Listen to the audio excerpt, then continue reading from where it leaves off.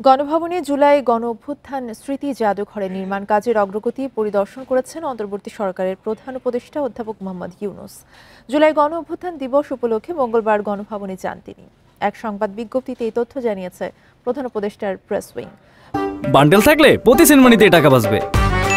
বিকাশ send money bundle কিনে জিতুন প্রতি লেনদেনে। বিজ্ঞপ্তিতে বলা হয়, জাদুঘরটি 2024 সালের ঐতিহাসিক জুলাই অভ্যুত্থানের পটভূমি, সংগ্রাম, শহীদ এবং বিজয়ের দলিল হিসেবে নির্মাণাধীন রয়েছে। সেখানে গিয়ে সংশ্লিষ্ট প্রকৌশলী, স্থপতি ও কর্মীদের সঙ্গে মতবিনিময় করেন প্রধান উপদেষ্টা। যত দ্রুত সম্ভব কাজ শেষ করার নির্দেশনা দেন তিনি।